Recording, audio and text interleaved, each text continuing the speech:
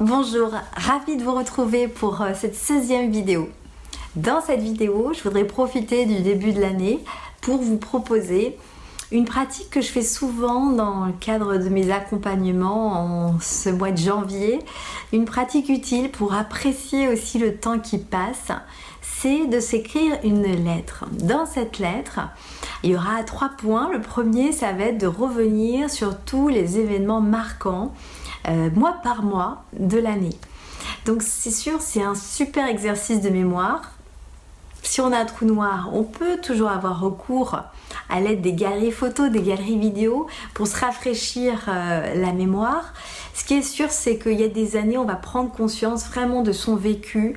Il y a des années plus costauds, il y a des événements marquants, des événements difficiles qui vont imprimer la mémoire. Et puis, il y a des années où on semble avoir vécu énormément de choses, des années très denses où finalement il va falloir aussi aller regarder tout ce qui s'est succédé et qu'on a certainement oublié.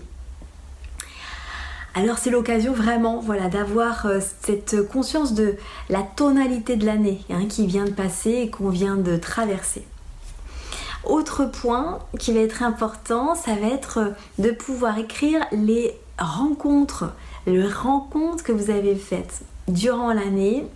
On a cette capacité à faire de nouvelles rencontres sur notre route, observer les personnes qui ont croisé votre route, observer peut-être aussi les situations où vous les avez rencontrées et ce que vous avez découvert.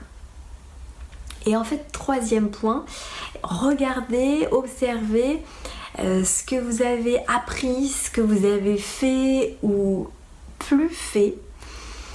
Observez ce que cette année vous a enseigné aussi.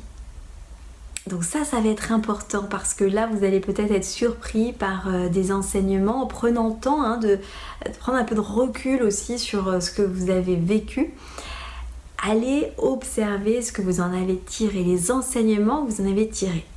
Voilà, 3 points très simples, les événements, les rencontres et puis les enseignements tirés de cette année 2022. J'espère que cette proposition, elle va vous permettre de vraiment regarder ce temps passé avec cette conscience de ce que vous avez eu l'opportunité d'apprendre, avec ce que vous avez transformé, tout ce que vous avez pu aussi faire évoluer dans votre vie.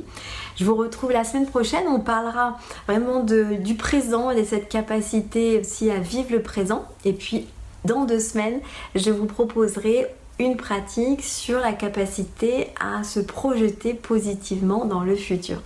D'ici là, je vous souhaite une très belle semaine et je vous dis à la semaine prochaine.